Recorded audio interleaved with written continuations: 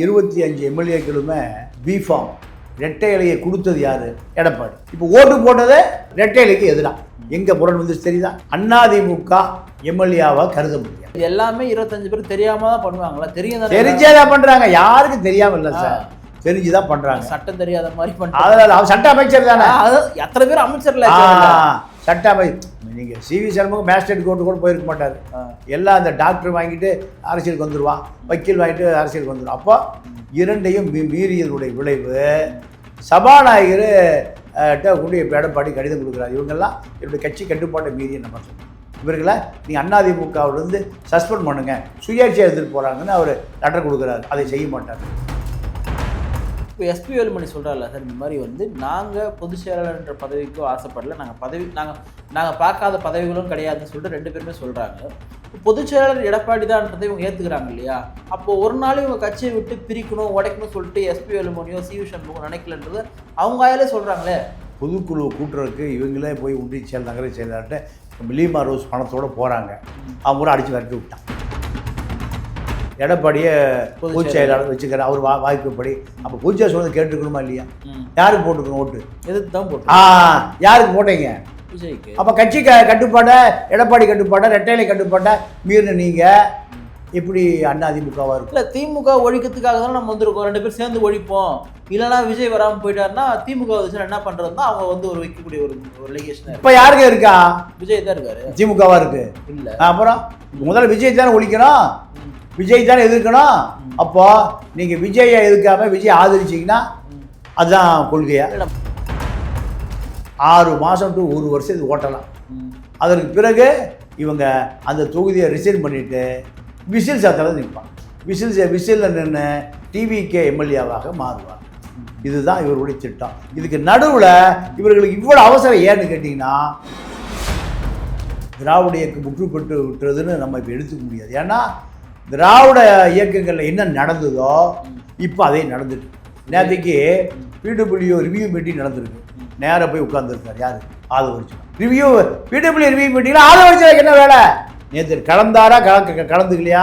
ஆதாரம் இருக்கா இல்லையா? ஆதாரம் இல்லை, நான் பொய்யா சொல்கிறேன்னா என்னை நீதிமன்றத்துக்கு இழு.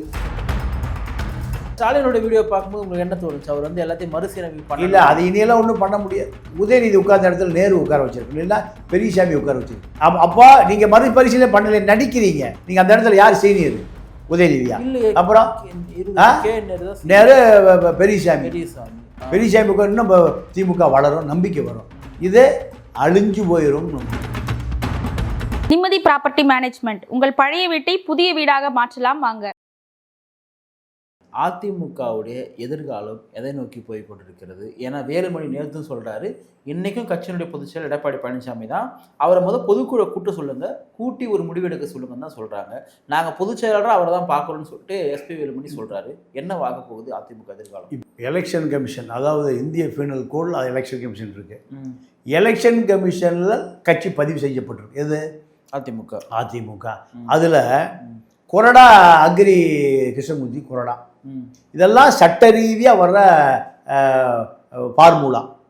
அப்போது கொறடா தான் எம்எல்ஏக்களுக்கு கட்டளை இடணும். ஆமாம், எம்எல்ஏக்களுக்கு கொறடா தேர்தல் ஆணையத்தால் அங்கீகரிக்கப்பட்டு கட்சியாக பதிவு செய்யப்பட்டு கொறடா பதிவு செய்யப்பட்டு எல்லாம் அவருக்கு ஓட்டு போடாதுன்னு கொறடா உத்தரவிடுறாரு.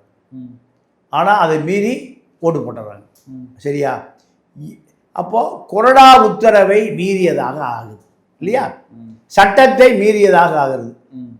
தேர்தல் ஆணையத்தினுடைய சட்ட விதிமுறை, அதாவது இந்த 25 எம்எல்ஏக்களுமே பிஃபார்ம் ரெட்டை இலையை கொடுத்தது யார்? எடப்பாடி. இப்போ ஓட்டு போட்டதே எடப்பாடி, அதாவது ரெட்டை இலைக்கு எதிராக. எங்கே புறன் வந்து தெரியுதா? சட்டத்தை 2 முறை மீறியிருக்காங்க. கொறடா உத்தரவையும் மீறிட்டாங்க. கட்சி கட்டுப்பாடு என்ன? ரெட்டையில பிஃபார்ம் கொடுத்து இவர்கள் ரெட்டையில தேர்தல் நிற்பதற்கு எடப்பாடி என்ன பண்ணியிருக்காரு? சைன் போட்டு கொடுத்துருக்காரு. அப்போ இது 2ஐயும் சட்டப்படி மீறி விட்டார்கள். இப்போ இவர்களை அதிமுக எம்எல்ஏவாக கருத முடியாது. அதிமுகவுடைய கட்சி சட்ட விதிகள் இல்லை, இது எல்லாமே 25 பேர் தெரியாம தான் பண்ணுவாங்களா? தெரிஞ்சேதான் பண்ணுறாங்க. யாருக்கும் தெரியாமல் இல்லை சார், தெரிஞ்சு தான் பண்ணுறாங்க. சட்டம் தெரியாத மாதிரி பண்ணுறாங்க. அதில் அவர் சட்ட அமைச்சர் தானே, எத்தனை பேர் அமைச்சர்ல சட்ட நீங்கள் சிவி சண்முகம் மேஜிஸ்ட்ரேட் கோர்ட்டு கூட போயிருக்க மாட்டார். எல்லாம் அந்த டாக்டர் வாங்கிட்டு அரசியலுக்கு வந்துடுவான், வக்கீல் வாங்கிட்டு அரசியலுக்கு வந்துடுவான். அப்போ இரண்டையும் மீறியதுடைய விளைவு சபாநாயகர் கொண்டு இப்போ எடப்பாடி கடிதம் கொடுக்குறாரு. இவங்கெல்லாம் என்னுடைய கட்சி கட்டுப்பாட்டை மீறிய நபர்கள், இவர்களை நீங்கள் அதிமுகவிலிருந்து சஸ்பெண்ட் பண்ணுங்க, சுயேட்சை எடுத்துகிட்டு போகிறாங்கன்னு அவர் லெட்டர் கொடுக்குறாரு. அதை செய்ய மாட்டார். ஏன்? இந்த சபாநாயகரை எடப்பாடியால் கட்சி விட்டு நீக்கப்பட்டவர். ஆமாம், எடப்பாடியால் கட்சி விட்டு நீக்கப்பட்டவர். அப்போ சரி, பிஹெச் பாண்டியன் சொன்னதை போல வனலாவி அதிகாரம் எனக்கு இருக்கு. ஒரு வருஷம் இழுக்கலாம், ஒரு வருஷம் இழுக்கலாம். ஒரு வருஷம் கழிச்சு கண்டிப்பாக சுப்ரீம் கோர்ட்டுக்கு போனால் சுப்ரீம் கோர்ட்டு அசம்பிளி செக்ரட்டரிக்கு உத்தரவு போடுவாங்க, இவங்களை தகுதி நீக்கம் பண்ணுங்கன்னு. அப்போ அது வரைக்கும் சபாநாயகருக்கு அதிகாரம் இருக்கு. ஒரு வருஷம் கழிச்சு 6 மாதம் டு 1 வருஷம் இது ஓட்டலாம். அதற்கு பிறகு இவங்க அந்த தொகுதியை ரிசைன் பண்ணிட்டு விசில் சத்தத்தில் நிற்பாங்க. எதில்? விசில் சத்தத்தில். விசிலில் நின்று டிவிகே எம்எல்ஏவாக மாறுவார்கள். இதுதான் இவருடைய திட்டம். இதுக்கு நடுவில் இவர்களுக்கு இவ்வளோ அவசரம் ஏன்னு கேட்டிங்கன்னா, குவாரிக்கு 900 கோடி ரூபாய் உயர்நீதிமன்றம் ஃபைன் போட்டு, இதில் அந்த 3 பேர் நடத்துகிற குவாரியில் 4 அடி தோண்டினா 40 அடி தோண்டிடுது. அப்போது விஜயபாஸ்கர் ஒரு குவாரி அதிபர், வேலுமணி ஒரு குவாரி அதிபர், சிவி சண்முகம் திருவண்ணாமலையை காணோம் கொஞ்ச நாளில். திருவண்ணாமலையை காணாமல் போனதுக்கு காரணம் இவரா ஏவா வேலுவா? இல்லை, அவர் ஆட்சியில் இவர் அதிகாரத்துக்கு வந்து இவர் அதிமுக. திருவண்ணாமலை ஃபுல்லாக பார்த்தீங்கன்னா எங்கேயுமே தமிழ் பழகையே கிடையாது, ஃபுல்லாக ஒரு குட்டி ஆந்திரா மாதிரி மாறிட்டுக்குதுன்னு சொல்லுவாங்க. மலையை பூரா பவுடர் ஆக்கிட்டாங்க, காலேஜ் சொல்லி அரேஞ்சு. இப்படி தான் இவங்களுக்கு சார், அதாவது கொள்கையெல்லாம் ஒன்றும் கிடையாது. கொள்கை இருந்தால் இப்போ 37 பேர் போகிறதா செய்தி இருந்ததா? எத்தனை எம்எல்ஏக்கள்? 37 வந்து முதல்ல வந்து செய்தி எவ்வளவு? 37. இப்போ எவ்வளோ ஆயிருக்கு? 25. இப்போ இன்னும் இப்போ 15 பேர் போயிடுவாங்களாம். எங்கே? ஏடிஎம்கே. ஏன்? எல்லாம் மந்திரி கேட்குறாங்க, எல்லாம் மந்திரி. விஜய் 35 மந்திரி கொடுப்பாரு, அவருக்கே மொத்தமே 35 மந்திரி தான். 10% தான் கொடுக்க முடியும். அப்போ இவர் 4 பேருக்கு திரண்டிருக்கார். சிவி சண்முகம், விஜயபாஸ்கர், வேலுமணி, வீரமணி. இப்போ மீதி இப்போ நேற்று வளர்மதி கிளம்பி போயிருக்கு. எதுக்கு? மந்திரி பதவி ஏற்கிறது. பெஞ்சமின், நத்தா விஸ்வநாதன். எப்போ எங்களுக்கெல்லாம் மந்திரி இல்லையா? நாங்களாம் திரும்பி போகிறோம், எங்கே? எடப்பாடிக்கு போகிறோம். இல்லை, பெஞ்சமின் நேற்று சொல்கிறாரு நான் எந்த பக்கமும் கிடையாது, அழுறாரு சார் பெஞ்சமின். அம்மா அந்த இந்த மாதிரிலாம் எங்களை பண்ணியிருப்பாங்களா சொல்லிட்டு கண்ணீர் விட்டு கதறாரு அவர். அப்போது இவர்களுக்கு கொள்கை என்னன்னு தெரியாது, எம்ஜிஆர் ரெட்டைகளையும் தெரியாது. என்ன தெரியும்? கொள்ளை அடிக்க தெரியும். சாதாரண நபர்களுக்கெல்லாம் பல ஆயிரம் கோடி ரூபாய் சொத்து சேர்ந்துருச்சு.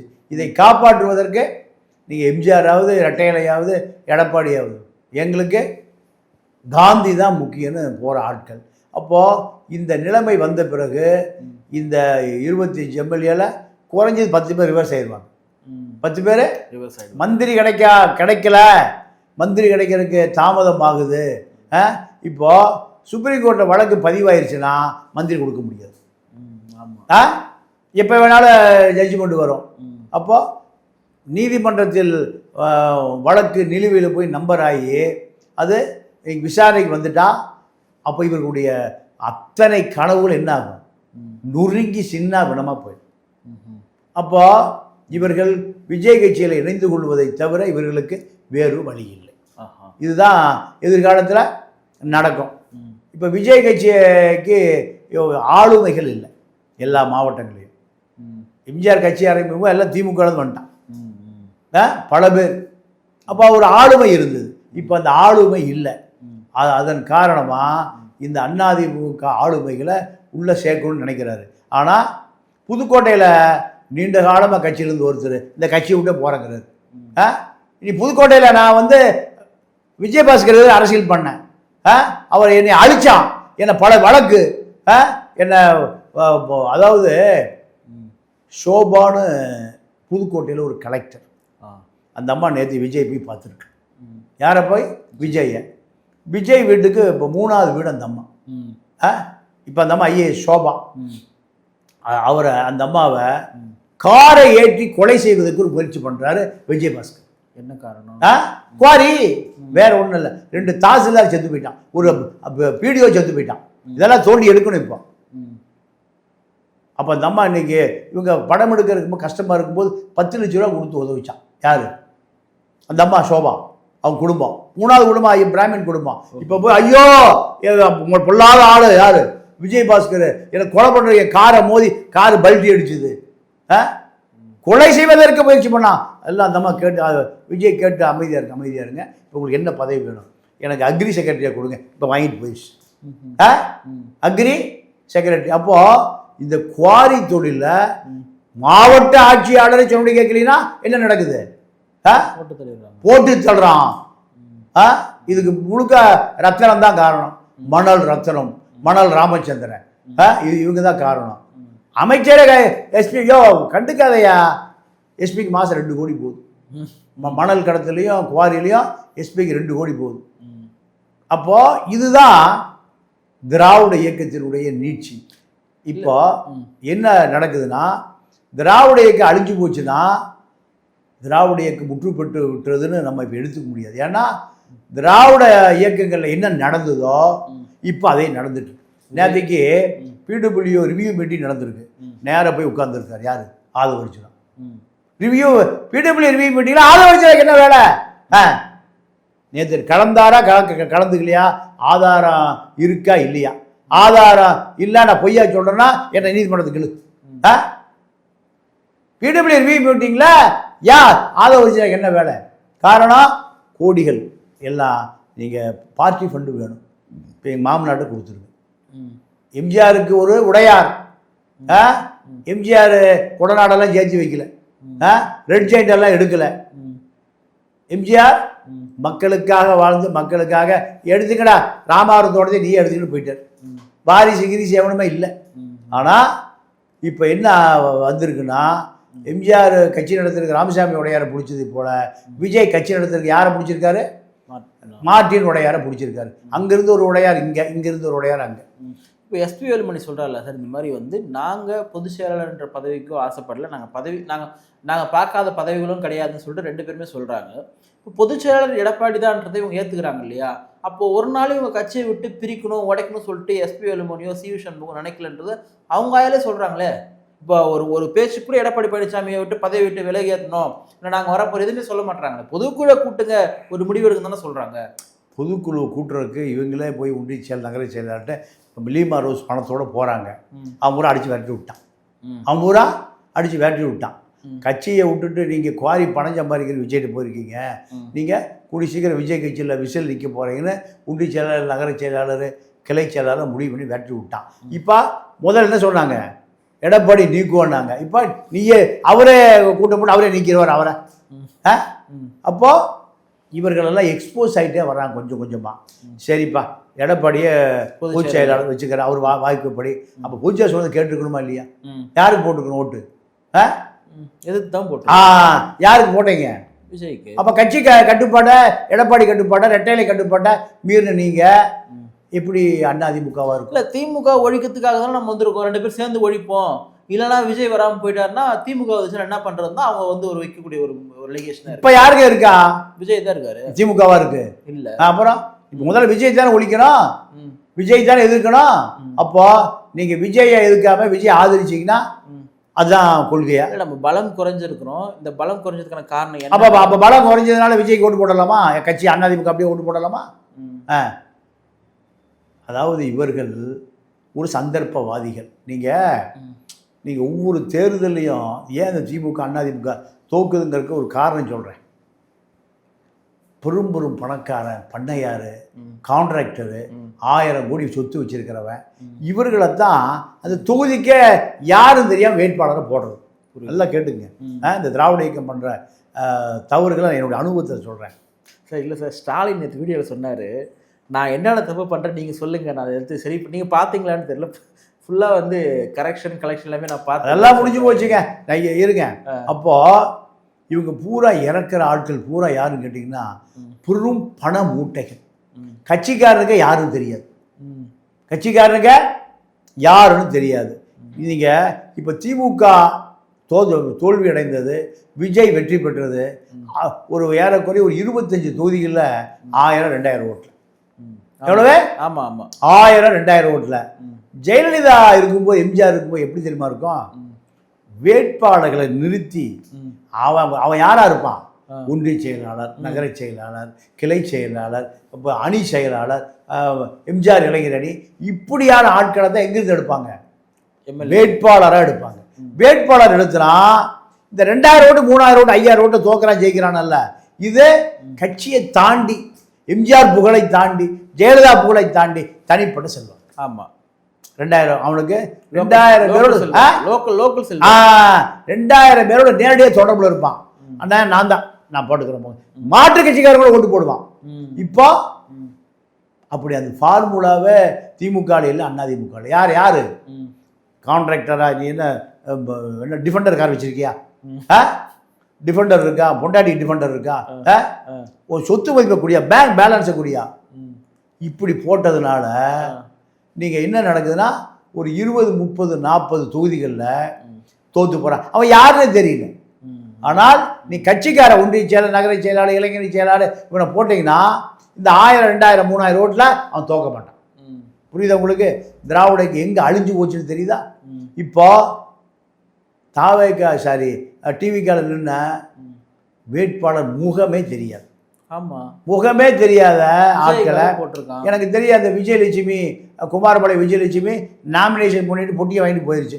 அடுத்து எதுக்கு வந்தது? தொகுதிக்கு சர்டிஃபிகேட் வாங்குறது தான் வந்து.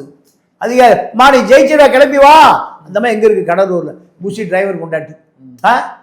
அப்போது அதிமுக திமுக ஏன் அழிஞ்சு போச்சுன்னு தெரியுதா? திராவிட ஏன் ஊற்றி மூடப்பட்டது, ஆசிட் ஊற்றப்பட்டது? ஸ்டாலினோட வீடியோ பார்க்கும்போது உங்களுக்கு என்ன தோணுச்சு? அவர் வந்து எல்லாத்தையும் மறுசீரமைப்பு பண்ண இல்லை, அது இனியெல்லாம் ஒன்றும் பண்ண முடியாது. நீங்கள் உதயநிதி உட்கார்ந்த இடத்துல நேரு உட்கார வச்சிருக்கணும், இல்லைன்னா பெரியசாமி உட்கார வச்சிருக்கணும். அப்போ நீங்கள் மறுபரிசீலனை பண்ணல, நடிக்கிறீங்க. விஜய் வீட்டுக்கு வந்து, யோ நீ திருடுறத நான் 2 கிலோ நான் திருடுது. நீங்கள் அந்த இடத்துல யார் சீனியர்? உதயநிதியா? அப்புறம் நேரு, பெரியசாமி. பெரியசாமிக்கு இன்னும் திமுக வளரும், நம்பிக்கை வரும்.